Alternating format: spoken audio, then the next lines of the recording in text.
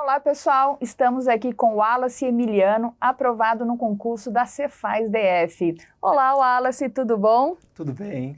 A gente agradece de você ter aceito o nosso convite, vir aqui compartilhar um pouquinho sua história conosco. Então, se apresenta para o pessoal. Meu nome é Wallace, eu sou engenheiro mecânico, formado na UNB, sou de Brasília. E aí, estudando para a área fiscal? Por que área fiscal? De onde veio essa ideia de estudar para a área fiscal? Então, basicamente, eu aproveitei assim, a maré, porque eu comecei na área de controle externo e foi no período que acabaram os concursos de controle externo, só que, de repente, da área fiscal começaram a sair um monte no Brasil inteiro. E aí eu decidi, como é bem correlato, as matérias são bem parecidas, eu só teria que adicionar alguma ou outra, aí eu decidi adicionar para aproveitar a maré. Ah, que legal. Então você já estudava para a área de controle e resolveu mudar para a área fiscal. E você está estudando para concurso desde quando, Wallace? Olha, tem 7 anos, por aí, acho que foi no início de 2014, coisa assim. Foi quando eu me formei, eu já comecei a focar em concurso público.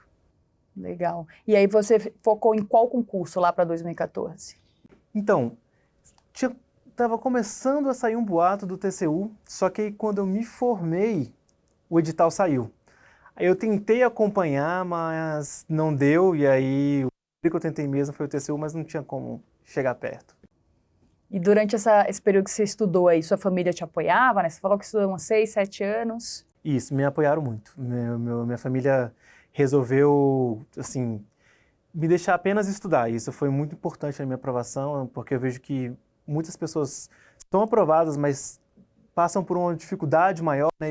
Eu consegui ter um apoio familiar que foi muito importante. Com esse tempo estudando, o Cefaz DF não foi seu primeiro concurso. Conta pra gente um pouquinho como foi essa sua trajetória no mundo dos concursos. Eu fiz a ANAC, eu fiz o Tribunal de Contas de Pernambuco, eu fiz o STJ,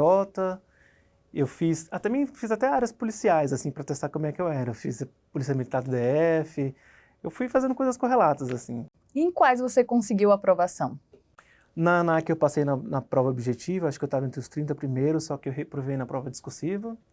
E aí eu saí, aí logo depois eu fiz o Tribunal de Contas de Pernambuco em 2017, aí eu fui aprovado em terceiro lugar, aí depois eu fiz o STJ, aí eu também fui aprovado, e depois foi o Cefaz DF. E aí, em algum desses você tomou posse e começou a trabalhar? Aliás, também teve Telebrás, que eu também tive. Aí o que acontece? Eu tomei posse no STJ, hoje eu faço parte do Tribunal de Contas de Pernambuco e na Telebrás eu não quis ser nomeado, eu assinei o termo de desistência. Uhum. Então, se você já estava trabalhando aí no TCE Pernambuco, você precisou, durante o seu estudo para a Cefaz DF, conciliar estudos e trabalho? Sim, e aí foi um período estressante para mim. Imagino. Conta pra gente um pouquinho como você fez. Eu estava acostumado, né, a ter todo o apoio e a ter todo o tempo também para mim. Então, nesse período eu consegui estudar muito bem. Então, eu estudava 8, 9 horas por dia, assim, bem focado. Antes de tomar posse no TCE Pernambuco. Antes de tomar posse. Aí, quando eu tomei posse, o meu trabalho exige muito de mim lá. E eu percebi que eu não conseguiria, tipo, fazer o trabalho muito rápido para sobrar horas líquidas a mais, assim, no meu dia. E aí o planejamento teve que ser mais perfeito, assim, mais perfeccionista, porque eu teria que aproveitar qualquer momento do meu dia.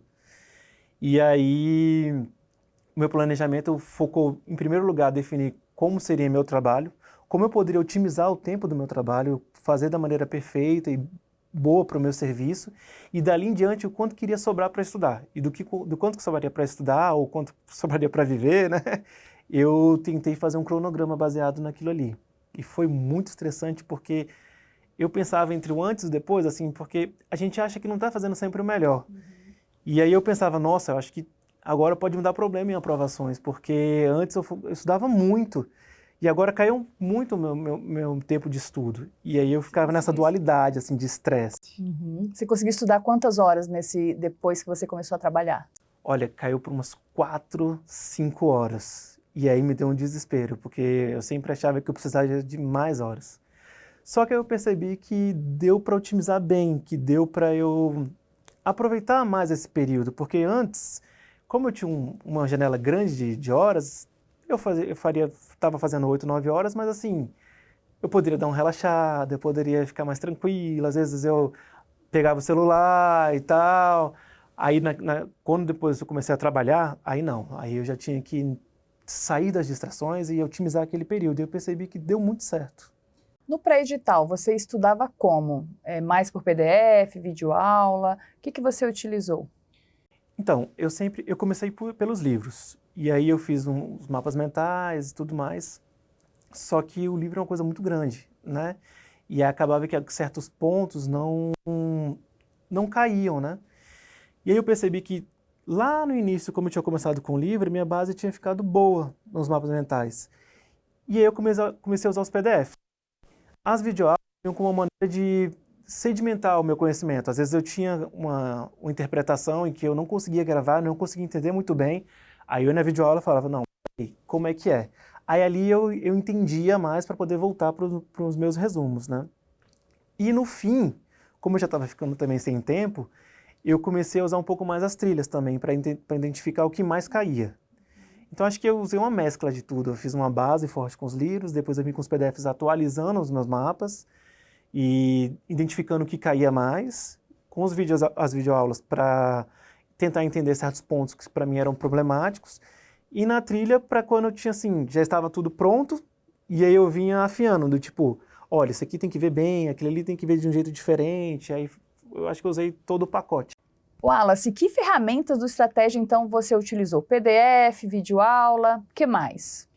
Tá, do Estratégia eu utilizei os PDFs para poder atualizar meus mapas mentais, meus resumos e saber o que estava caindo, né? Usei o coach do Estratégia, o Leonardo Pasolin, que ele me dava as trilhas do que eu deveria estudar, o que eu não deveria estudar. Usei muito o passo estratégico na segunda fase, porque ali eu pegava o resumo e as perguntas para que eu pudesse entender mais sobre a matéria, para que eu pudesse identificar se eu sabia realmente ou não a matéria. Então, ao fazer as perguntas e responder, eu respondia tanto mentalmente e depois eu escrevia, eu consegui identificar quais eram as falhas de conteúdo que eu estava tendo na parte da escrita. Usei também uma coisa que eu até tinha esquecido de falar, que foi as perguntas. As perguntas lá dentro do fórum de estratégia foi uma ferramenta que me salvou muito, assim, porque como eu estava estudando legislação específica, tem certas coisas que você não vê em outros materiais. Então, é específico para aquele conteúdo. E às vezes são coisas difíceis de se ler. Então, eu usei muito o fórum de dúvidas. Fiz muitas perguntas para os professores. Pegava as perguntas e colocava nos meus mapas mentais. Então, acho que eu usei todo o combo do Estratégia, né? O Léo me dando o conteúdo, o PDF para estudar, as videoaulas para tirar dúvidas de assuntos pontuais, porque eu entendo que o que faz mais gravar, assim, memorizar para a prova, é a parte escrita. Então, a gente tem que escrever, tem que ler, escrever, fazer o nosso resumo. E as videoaulas foram para sedimentar o que eu estava tendo de dúvida ou não. Então, pontos específicos para dúvidas eu usava videoaula, aí eu não entendi ainda. Então vamos para o fórum de dúvidas, para ver o que está acontecendo.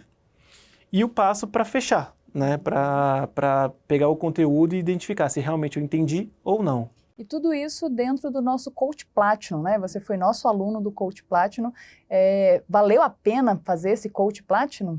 Valeu também porque eu já era aluno vitalício. Do primeiro que o Estratégia lançou, eu fiz assinatura vitalícia porque eu falei, vai que eu quero passar a vida inteira estudando. Mas, e junto com isso, depois do aluno da assinatura Platinum, o preço também foi muito em conjunto para mim. Então, usar todas essas ferramentas me ajudou muito, muito mesmo. Você encontrou alguma dificuldade, assim, em matéria específica? Qual foi a sua maior dificuldade durante o tempo que você estudou, que você teve que superar? Minha primeira dificuldade foi a organização, porque não adianta você pegar um edital e falar, vou estudar isso de ponta a ponta. Não adianta, porque às vezes você esquece que estava no início, você acha que está bom em uma matéria que estava ali no meio, mas você não consegue identificar isso. E depois que você termina, foi um tempo que você gastou imenso e à toa, às vezes. Então, a primeira barreira que eu tive que vencer foi o planejamento e a organização. Aí, depois que eu venci isso, foi me manter motivado. Porque é difícil, porque todo mundo fala que você passa, isso realmente acontece. Mas você fica pensando sempre no futuro e é difícil você trazer essa motivação para o presente de que um dia eu vou conseguir, um dia vai ter, mas planejar bem, ver a minha parte de exercícios evoluindo, ver os materiais sendo construídos também me motivou bastante. Então, de início foi isso, o planejamento. Planejamento. E durante o reta final, né? Saiu o edital do curso da Cefaz DF, o que você mudou na sua estratégia? Como é que você encarou esse reta final aí com tantas matérias? Aí o que acontece? Como eu já tinha vindo de um longo período de concursos, né? Eu já tinha muito material feito. Eu peguei todos os materiais e comecei a revisar. Revisar e fazer muitos exercícios.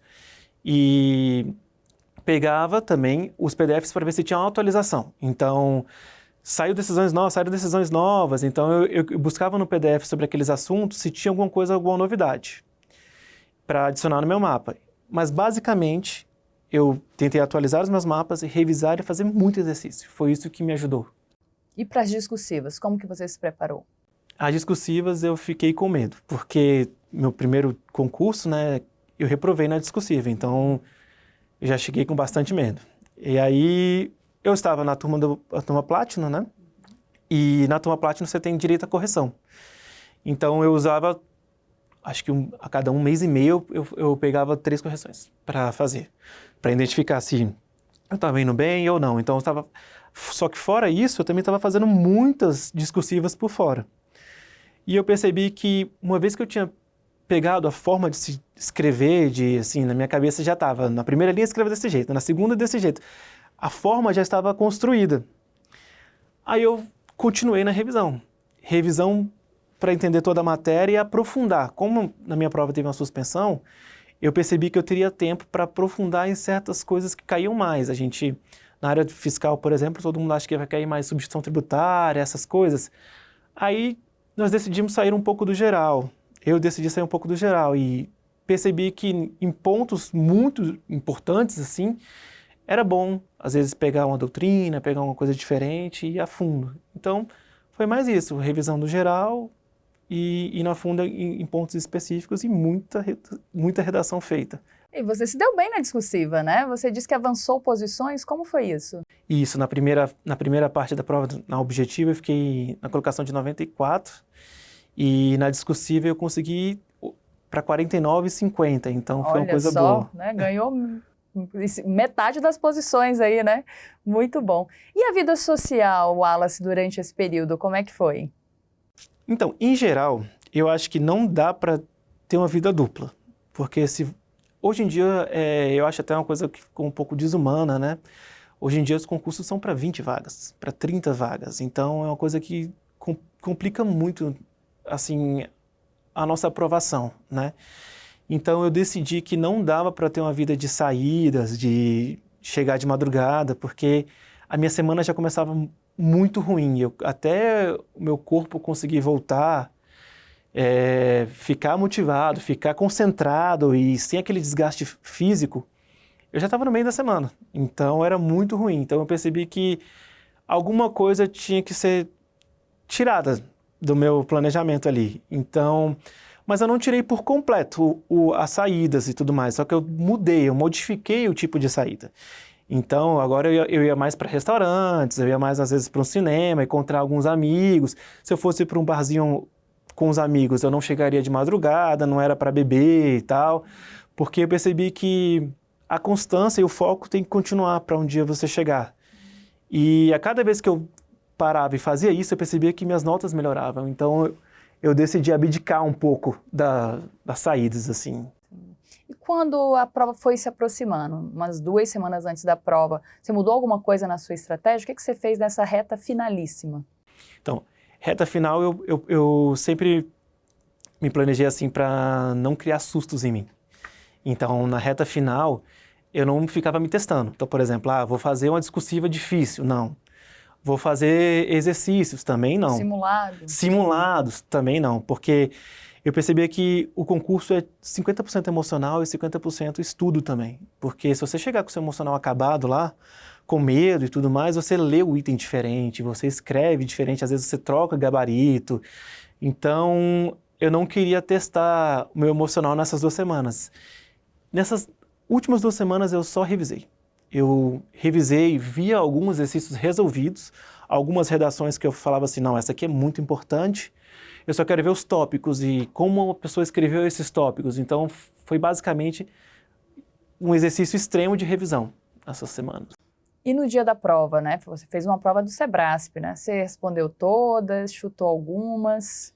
Então, na minha cabeça, eu penso que, assim, é meu, né? Eu penso que você só pode deixar no máximo 5 a 7% de questões em branco. Porque mesmo sendo certo ou errado, se você deixar muito em branco, você nem chega a competir. E eu percebo que para chegar a competir, você tem que tentar arriscar em certos itens. Claro que naquele item que você nunca viu, não dá para falar nada, mas naquele item que seu coração bateu e falou assim, ó, já vi isso, eu sinto que tem que marcar, entendeu? Porque senão você não vai chegar na aprovação. Então eu deixo pouquíssimos itens em brancos, assim, 120, 5 itens, 6 itens. Ah, que legal. Então você arrisca, né? Mas na verdade é mais um chute programado ali, direcionado, na verdade, né? Porque você diz que é onde o coração bateu. Tipo assim, depois que você já fez a prova inteira e aí tem algumas questões que você talvez não tenha a menor noção do que seja, de qual seria a resposta. Essas você não arrisca? Não, essas eu não arrisco, porque aí realmente é a loteria. E você se preparou para o concurso para tentar não usar da loteria, né? Então, eu só vou naquelas que eu já tive algum contato. E se de 120 questões você não tiver contato, sei lá, em 12, 15 questões, complica muito para que você consiga ser aprovado. Olhando para trás, você identificaria algum erro na sua preparação que você, se tivesse que fazer de novo, teria evitado? Alguns que eu fui um pouco cabeça dura, porque eu achava que sabia muito daquele conteúdo e às vezes não revisava tanto. E às vezes eram conteúdos que não eram de cair tanto assim, aí quando era a prova que eu queria fazer, ele caía. Então eu percebi que não dá pra gente ficar escolhendo conteúdo. Mesmo que seja aquele conteúdo que caia muito, eu percebi que você tem que ter uma visão geral de toda a matéria. Então eu trocaria um pouco essa parte de, ser mais generalista, realmente, em todas as matérias. De não fugir de certas matérias só porque, se a matéria cair, ninguém vai acertar. Tem muito isso com estatística, né? Nem veja, porque não vai acertar. Mas não adianta, porque toda prova vem com item fácil, médio e difícil, né? Então, ser mais generalista em algumas matérias. Às vezes, ser menos, assim, imediatista, porque eu sempre pensava, eu tinha criado um cronograma na minha vida até certa idade eu quero estar desse jeito, até certa idade eu quero estar recebendo um certo salário. Isso me causou uma ansiedade muito grande, porque cada vez que eu chegava perto dessa idade, eu não estava, e isso me atrapalhava nos meus estudos. Então eu deixaria um pouco mais assim, estou fazendo a minha parte e vamos tentar, menos planos assim fixos na vida. Pois é, mas hoje, não sei que idade você tem, qual é a sua idade mesmo? Eu tenho 32. 32, está aí no cargo dos sonhos, mora no DF, conseguiu ser aprovado na Cefaz DF, né? Você já tinha outras aprovações. E aí, qual foi a sensação de ver o seu nome no Diário Oficial, no cargo dos seus sonhos? Na realidade, você ainda não acredita. É uma coisa que você olha, e eu até converso com os meus amigos, assim, e hoje até recebi uma notícia engraçada sobre isso, um amigo meu estava correndo no parque da cidade lá de Brasília e estava correndo chorando. Ele falou, cara, acho que está todo mundo me olhando aqui achando que eu sou um doido. Não. Mas é isso, é um mix de sentimentos, assim, é um peso que sai das suas costas que você não imaginava, que você mesmo tinha colocado esse peso, entendeu? Você se sente leve, alegre, tranquilo e fala, cara, eu fiz o melhor que eu podia, esse melhor deu para chegar onde eu queria e às vezes até mais, assim, porque ao decorrer do concurso você começa a duvidar um pouco, né? Então você percebe que valeu a pena você trocar um pouco uma fase da vida para uma coisa que vai te levar para uma vida inteira. É meio que os seus pais sempre falam para você, troca um pouco agora para depois, só que você nunca acredita muito nisso, você nunca internaliza muito isso, né? E quando chega seu nome lá, você fala, realmente, aquilo tudo é verdade e valeu a pena. É uma sensação muito maravilhosa, né? Bom, Wesley, a gente agradece você ter vindo aqui. A gente queria que te pedir para você deixar uma mensagem para os nossos alunos que ainda estão aí na batalha pelo cargo público. Troca um pouquinho do seu tempo de agora, assim, não de completamente de saídas e tal, mas troque um pouquinho do estilo da saída para um objetivo futuro e acredite que Deus vai te abençoar também, porque esse concurso que você faz DF, por exemplo, ninguém acreditava que ele ia sair desde 1995 não tinha concurso, mas faça a sua parte que uma hora vai chegar, tenho certeza disso. É isso aí. Muito obrigada, viu, Wallace? Eu acho que a gente tem muito a aprender com você e acho que sua história vai poder inspirar aí muitos alunos. A gente agradece a sua participação aqui. Eu que agradeço por estar com vocês, agradeço também o convite. Sim. Gente, esse foi o Wallace Emiliano, aprovado aí no concurso da Cefaz DF.